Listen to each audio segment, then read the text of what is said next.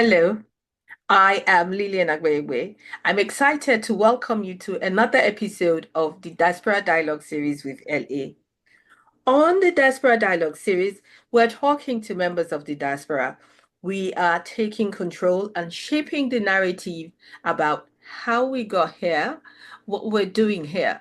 And so the core of the conversations is usually the blessings of the new land, because there's something that attracted us to this land. But the beauty of the homeland, we left our homeland. Yes, there's something exciting about the homeland too. And then we look at the benefits of integration. What's good for both home and here that we, the diasporans, are here. And so I'm having these conversations with members of the diaspora from all over to hear that we do not have a single story. We don't come here the same way. We're not doing the same things. But hey, we love a homeland and we love a new land. Today, my guest is a phenomenal human being, even if I say so myself. Yeah, I can see her laughing and run the corner of my eyes. Mm. But I tell you, if I wanted to say to you all the things that she does and who she is, I'd be like, did I leave something out? Did I say everything? So, just to be sure, I'm going to let her introduce herself. Pastor Gertrude Agboli, and I don't know whether you want me to say pastor, but she is pastor, okay? You know, like, oh my goodness, I didn't know that pastor used to look so fly. Yes, she's a fly pastor. She has a fly pastor mama, you know. So this is how she looks. This is how she looks like in the morning, in the afternoon, in the evening, 24/7. My pastor G is always on point. Pastor Gertrude Agboli, I'm so excited, as you can tell, to welcome you to the Diaspora Dialogue series. Thank you. Thank you so, so much. I'm really privileged and excited to be here. So thank you for inviting me. And Great. Can we get to meet you? Tell us, who is Pastor Gertrude Agboli? so, like you all have heard, I am a pastor. I am a youth pastor of Temple of Praise International Church. Please call me Gertrude, call me Gigi, call me Hey Girl. I'm here for it. Yes, I'm a youth pastor over at Temple of Praise under the leadership of Apostle Nika Williams of blessed, amazing memory. Um, Outside of being a youth pastor, I'm an independent filmmaker and theater practitioner. I love the arts. I'm excited about filmmaking. I love storytelling. I love conversations like this. I appreciate and I really love Dr. Lillian. We have the best conversations, I feel like. We start off with, oh, just want to check in. And then it's an hour, 45 minutes later. I'm like, how did we get here? Absolutely, absolutely. We do have the best conversations and so excited to meet you. So we know that, at least I know, and you guys are getting to find out now that she's originally from Nigeria. Tell me a little bit about your background. How did that all start? You know, did you come on with like, hey, I'm here and Okay, I didn't magically appear in the US. I was born and raised in Nigeria. And actually, my story is a little bit interesting that I sometimes forget that when I was younger, because of my father's job, we actually moved to the US when I was in second grade. And I was here from second grade until let me restart. So I grew up born in Nigeria, moved to Canada, then moved to the US, then moved back to Nigeria as a teenager, right? And then moved here. So I was very young in Canada. Sometimes I don't remember. Only when I see pictures, I was like 4. I remember first grade in the US in Silver Spring. That was kind of cool. Elementary school, and then because of my father's job, we moved to Nigeria. Right. So think about it. I was like in second or third grade, moving to Nigeria from Silver Spring, Maryland. It was quite the adventure. And I say that coming from my perspective, I'm the last or the youngest of 8. So I can imagine what that, was like for my siblings who were teenagers, moving from high school here to high school in Nigeria. So I moved to primary school or elementary school in Nigeria, and it was fun, it was interesting. And then I was I came to the US again when I was about to turn 18 to go to college. So most of my older siblings were already in the US. So it was the normal thing for us to do, to get ready to go to college and all of that.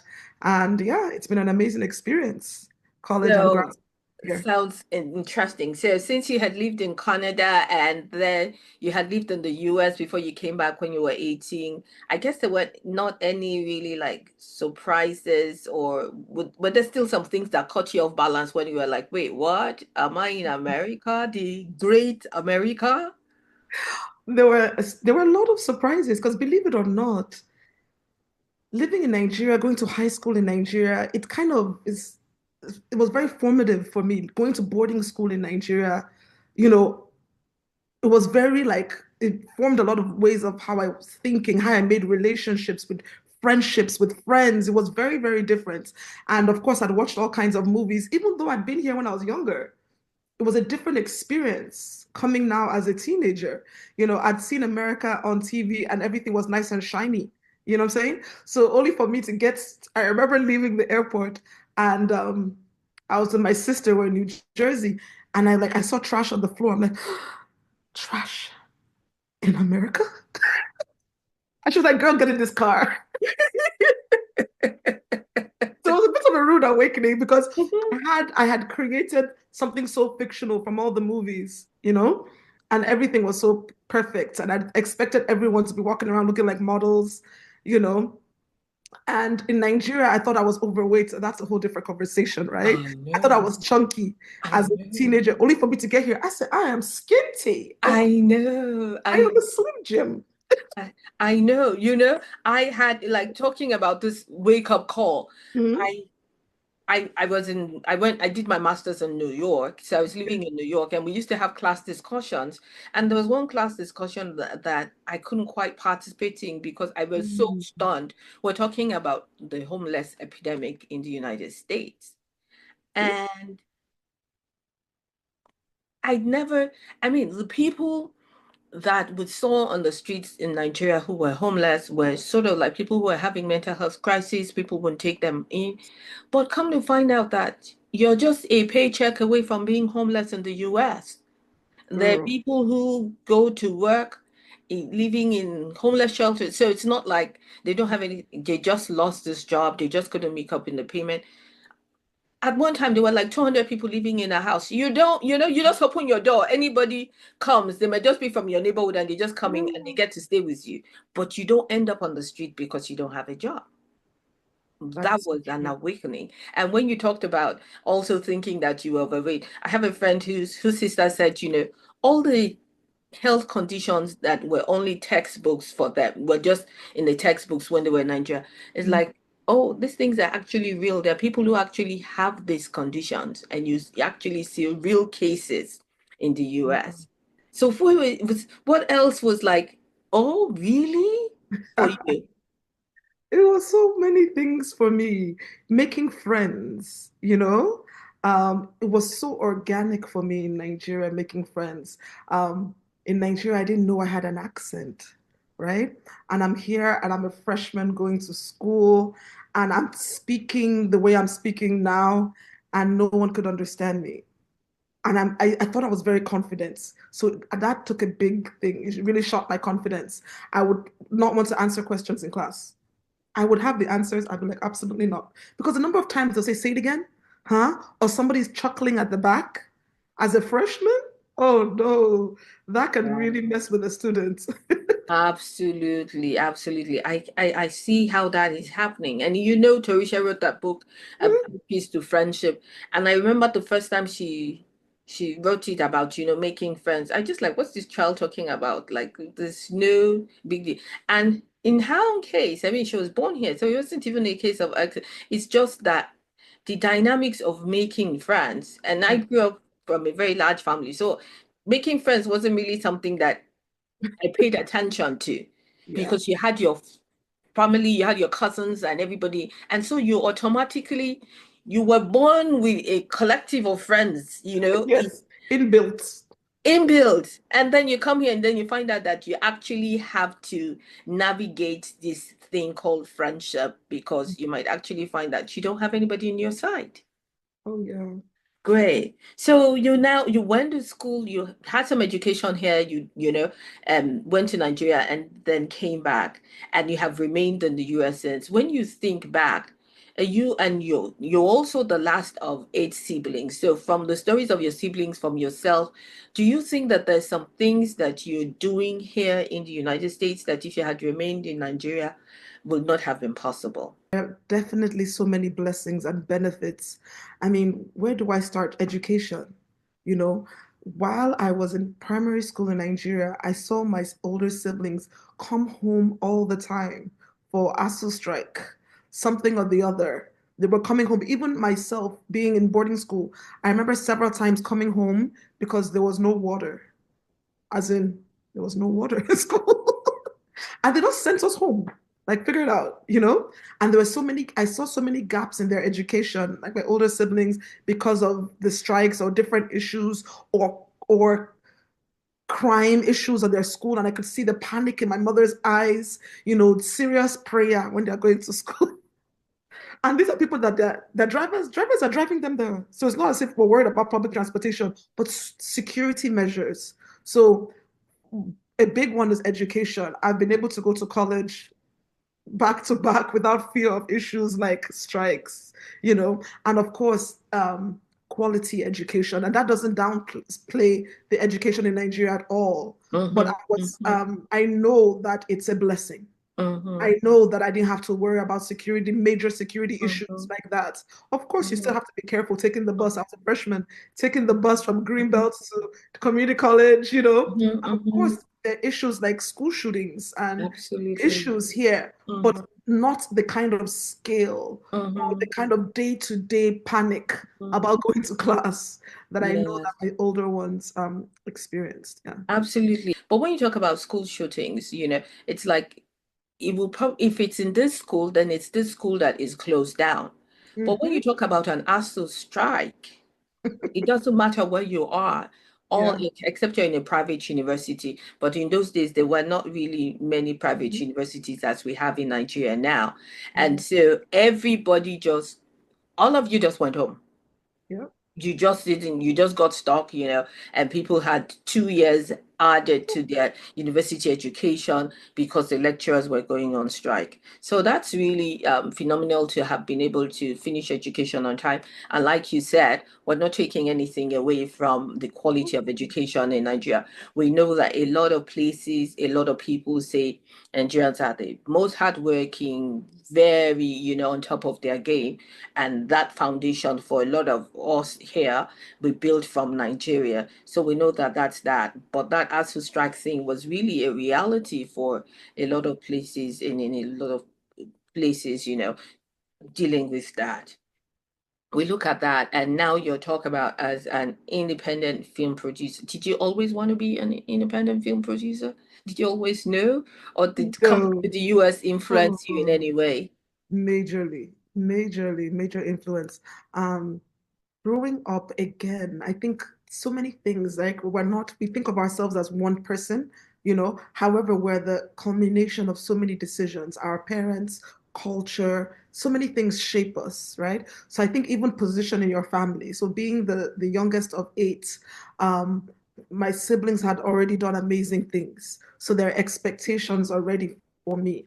And then I don't know where I came up with the idea that my parents wanted me to be a doctor. I think they just talked about it a lot, and I was good in sciences. So surely medicine is for you. So I had that framework always in my mind, going to high school and then moving here. And I was a neurobiology and physiology major undergrad, you know. And as much as I loved it and I was tutoring in physics and things like that, I don't want to say I wasn't happy because it sounds spoiled. I wasn't fulfilled. I knew this wasn't for me. And I remember one time going to talk to mammalian physiology teacher. I remember him very clearly. I went to talk to him about like, redoing a part of my test or what I can do to bring my grade up. And he just looked at me, he listened for a while, and he's like, Gertrude. I'm like, yes. He's like, have you ever thought about radio? I'm like, sir, sir. forget radio. He said, you have a voice people want to listen to. I said, thank you so much. However, back to physiology, you know, and I'd heard that several times. I've always been interested in storytelling. I've always loved talking. I've always loved teaching through storytelling. And being here through college, I began to go watch plays, right? I hadn't seen a play in so long since Nigeria. And it was actually your uncle's play that I saw in Nigeria that I loved so much. And I would go to the theater department and just sit there at University of Maryland, and I would just watch. And then I wasn't a theater major. And then I'll go and ask, how can I volunteer? I just want to be around this space. And for me to even have the liberty to think like that, I really believe the culture set it up. You know, the free thinking, the being at peace, me walking into a different department. So I'd go study in their library. I started volunteering to work with lights from 4 p.m. after my labs, 4 to 11. I would sit there working working the lights, and I would be so happy with my life. So one day I told my parentals and my siblings that I wanted to I wanted to do theater instead of biology. Even the boldness, looking back, I'm like, girl, what were you thinking? And before you know it, there was a family meeting because, girl, did you fall down and hit your head? You know? So they knocked sense and science back into me because, my father's like, you can do all that after your undergrad, you know, after they finish paying for this one, if you want to do anything else. So I focused, and I was no longer a theater major, even though I tried to change. I stayed in neurobiology, finished that, and then I moved on to grad school where I did producing for film and video. So I really do believe that America helped to frame that freedom, and that to help me to even think of something else at all. Being in college, being in an environment where I was encouraged to think freely, where I was encouraged to go to different departments. And being a bio major, you still have to take some classes in different, subjects or different departments. So instead of taking a regular English class, I'll go take a writing class. I'll talk to my writing teacher. She's like, "Oh my God, this is brilliant what you did here. You should consider XYZ." I'm just like, script? No, no, no, no, no. And I wish I'd actually leaned in more then. But Mm-hmm. I thank God because God blessed the broken road that leads us to where Amen. we are. Amen. So even though the pieces I were all over the place, I'm so Mm-hmm. grateful that this country allowed me the opportunity and the space Mm-hmm. to really hone in and to really embrace what I love. And then by the time I got to grad school, I saw people that were in my tribe, that Mm-hmm. understood that it wasn't crazy. My thoughts, Mm-hmm. you know, Absolutely, absolutely. And speaking about crazy, there's some people who may be listening and saying, "Hey, what are you talking about? You can always do what you want to do." Maybe today, yeah, maybe today. yeah. But when we were growing up, and even the generation before, my generation, maybe your generation got some say. The generation before us had no say most True. of the time. Your father told you were going to be an accountant, and that's what you ended up studying. They told you were going to be a doctor, you're going to be a lawyer, you're going to be an engineer, and that was that. You Yeah. didn't go and say, "I wanted to study theater." Yeah, did something happen to you? So this is not made up at all. This was the reality. And so if you have that luxury of now to just go to your parents and say, "I want to be a teacher," Mm-hmm. you're blessed. Yeah. You're born at the right time. So I'm really, really, that's really exciting because when you said it wasn't so much of, it was about the fulfillment because something is on the inside of you and you feel it, and that's how theater and art is. You feel it. And so to have the opportunity to express yourself, there's a fulfillment that comes from that. So I'm so glad that you ended up landing in where you are. And yes, we've talked about some of the things that you couldn't do, the fact that they were asked to strike, you stopped people, safety issues, having your parents sort of decide for you, not really having the opportunity to think for yourself. But let's go the other way and look at the beauty of the homeland. What's some phenomenal things that you're like, I'm telling you, if I could bring that to the US, I would in a heartbeat, or I would go back to Nigeria for this. What's the beauty of the homeland for you when you think about Nigeria that you're like, oh God? Yeah. For me, sometimes there might be the little things and sometimes the big things. The little things like just going down the streets to buy something, not going to a grocery store, like literally just coming out of your house and walking down the streets. And even just walking down the street and meeting people, people are saying hi, my brother's friends. There was that sense. So that's a little thing that's part of a bigger thing, which is the sense of community. You know, I felt very much at home. Not to say I don't feel at home here, but it's a different kind of home, a different kind of feeling. And the idea that everyone, at least where I lived, knew each other because we lived in an estate, everyone knew each other. Um, your friend's mom is low key your mom too. So she's also looking out for and I just love that being able to go down the streets and buy bread and akara and possibly eat it down the street too.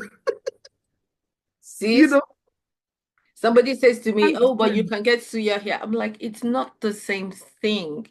I don't want to go to suya spot to buy say. I want to go to the malam on the I corner of the know. street to I buy know. my suya. And he sells it in the newspaper, not in a fancy foil tray, and I have to sell him the payment.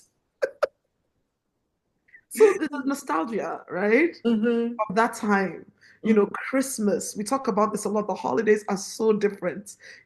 Of course, also the age, right, where they're buying you clothes and stuff. But it's almost like in the air. And when I talk to my friends who live in Nigeria, they think I am over dramatizing it. They're like, girl, please, ain't nothing special about no holiday. It's cool, and for them, like, if you don't have money, you're not going to enjoy the holiday. But again, because I was younger, I didn't have that sense of having money or Hmm. no money. I was Hmm. chilling. Absolutely. When you talk about holiday, I'm thinking about us going to the Catholic Church for New Year service and walking back home and then dodging all those people throwing bangers at us, Oh, and yes. making sure it doesn't hit us and all of this thing. It's my daughter has seen fireworks in the sky, but that's about it. You don't know that people can target you. So you better be nice to that boy because he's going You to know? target you with panga when he gets the opportunity to do it. It's a it's such a wonderful thing. And talking about community, as you were talking, I was having flashback about going to my mom's house after my mom's friend's house after Mm, my mom passed, and I will go and sit down and just have this small talk with her in her mm. house. I'm like, you barely know your neighbors here. Oh, yeah. You barely know your neighbor. You can get visitors, but it's not like just because they're your neighbors, they can talk to you when they see you on the street, but No. they're coming into your house or you're bringing, look at that look Hi. on your face. Call the cops. I know. And so that's a beautiful experience about that.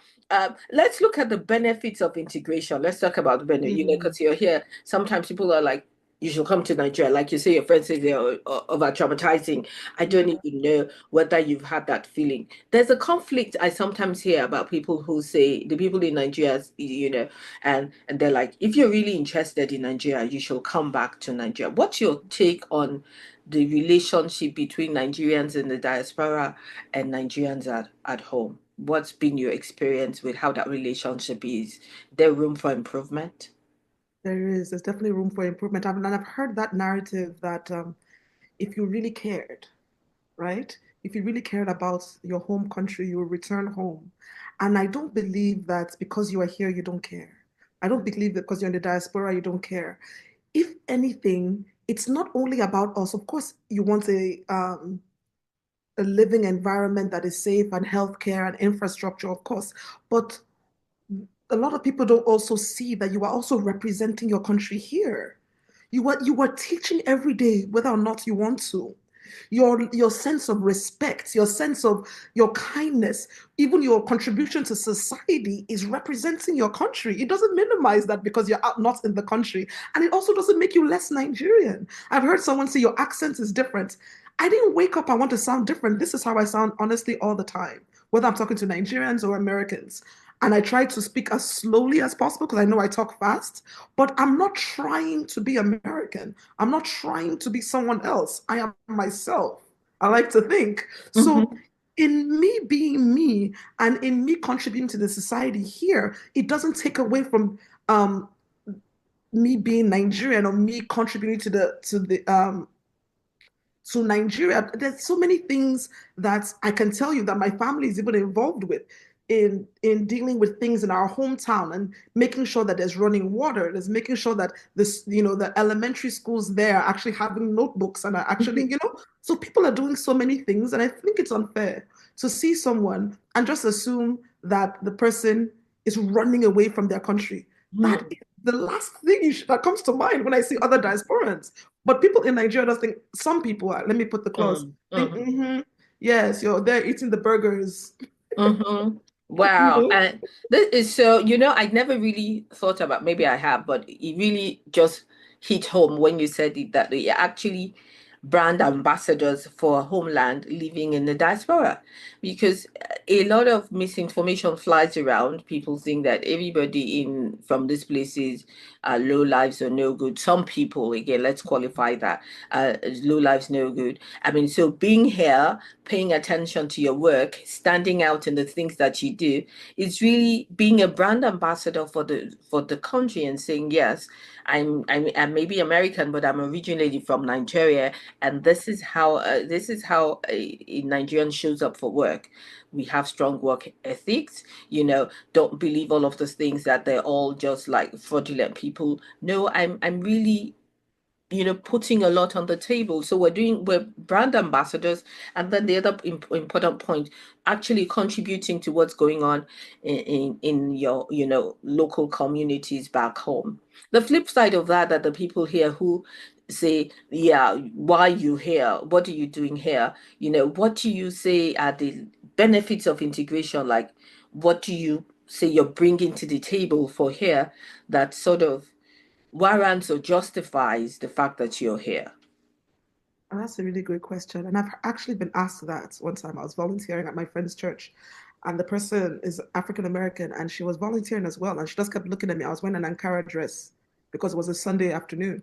And she's just like, your accent, where are you from? And I said, Nigeria. And she's like, when are you going back? Oh, whoa. My And bad. in a church Did I too. offend you? She was just upset because she felt like, and then I got to know her better and she got to know me better, you know, Hmm. because I realized that all she saw was this girl in an Ankara dress and she just thinks you think you're all cool because you're Nigerian, you have this accent and you have these pretty outfits and you're just coming here and you think you're better than us, not in the least. Was I thinking all of that? But when she got to know me, she found out that that was not the case. And like you said, outside of being brand ambassadors, we are contributing daily by what we do as you know for a living. And then it's amazing, like we talked about earlier, that character is being one, right? We are such a culmination of so many things, relationships, so all the things, like for me, how I relate to people, it's really from my upbringing in Nigeria, right? Not judging a book by its cover, right? Going to boarding school where I've had to live in some very interesting circumstances that were not the best. So I'm now making better use of resources here. And even with people that I work with, when they're about to complain about the littlest thing, I'm like, oh no, we're actually okay. Not to say that we should be take work abuse or any kind of thing. Oh no. But changing the perspective to say, no, it's because you're seeing it this way. Where I'm from, this is a privilege to be able to have this time off. So let's maximize the time versus complaining during that time. So, sometimes a mix, I tell myself I'm a mix of old school and new school because there's some fundamental things, respect, how your own carriage, and then also dealing with young people, which I deal with all the time as a youth pastor. And that's my favorite thing to lean into when I'm mixing my culture and living in America. Because as a youth pastor, I deal with so many youth, both at our church and not at our church, who just in their interactions, and they're like, oh, my parents took my phone because this. And when I'm sitting to talk to them, I'm like, oh my goodness, it's because people say they're just entitled, but is that fair to say that Mhm. they're entitled? This is all they know. Yeah. All they know is living in Bowie, all their needs taken care of, having a phone, having their own room from the jump. Do you get what I'm saying? Most of us growing up in Nigeria, again, that's something I learned. We're eight children. We didn't have 8 bedrooms. Mhm. What? We made it work. We lived well, but I'm saying that I've been sharing since I was little. Mhm. Mhm. So sharing as an adult is not a challenge, you know. No. So talking to some young people and then, sharing with them, changing their perspective on things. And I love to talk to their parents as well, because the parents are having expectations that I think sometimes may be unrealistic because Mhm. that child's upbringing is not the same as yours. Hmm. Having them both pivots, especially if the parent is Nigerian or is coming from somewhere third world, so to speak.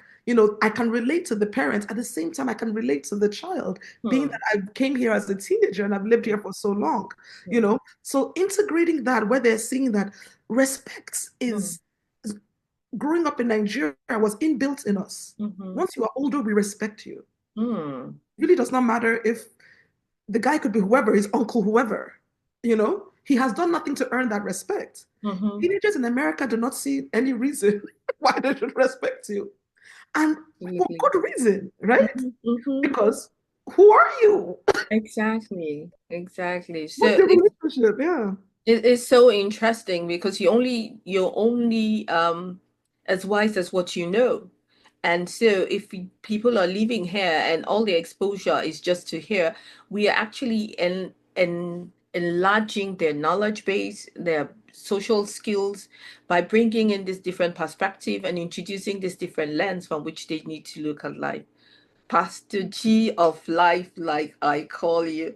Pastor G of life. She is so many things, wears so many hats. And as you can tell from this interesting conversation that we've had, very phenomenal, talking about the beauty of the new land, being able to get education without interruption, the blessings of the new land, being able to get education without interruption, the beauty of the homeland, being able to have friendship and connectedness, and the benefits of integration here, staying here and having the resources to contribute at home, but also enriching the lives and the narrative of people that we meet here from spreading things like respect and all of those things that we brought into. Really interesting. Before we sign off, Pastor Gertrude, I'll turn it to you. Anything you want to share about, aspirations or things about where we should be going in the homeland, where we should be going in the new land, or anything at all on your mind, just touching on our lives,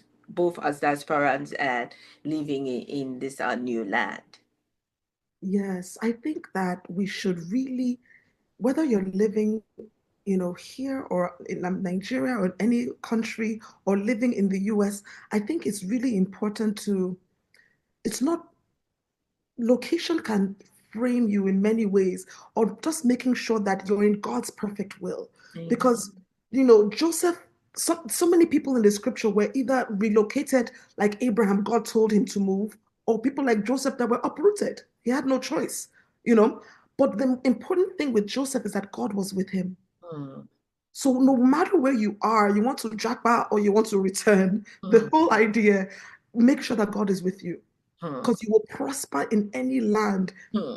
with God being with you. When I say prosper, it doesn't mean you're going to be a millionaire, and nothing is wrong with Hmm. millionaires. Hmm. But Hmm. that God is with you, you will have Hmm. sustenance, you will have Hmm. trials, you will have Hmm. situations that will Hmm. test whether God is with you. But Hmm. that is your assurance, and that will Hmm. keep you grounded no matter where you are. Hmm. Just in case you thought I was calling her Pastor G for no reason at all. She had to let you know that, man, when push comes to shove, we bring in the word of God and we bring it in such a way that is effective.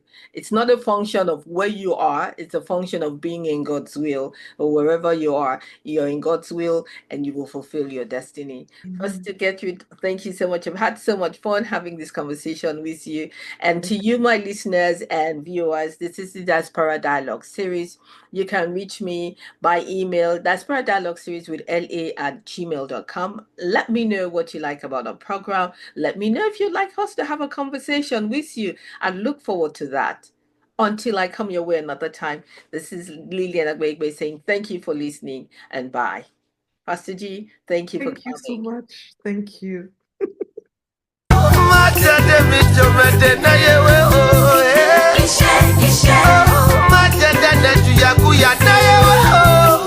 Ishe,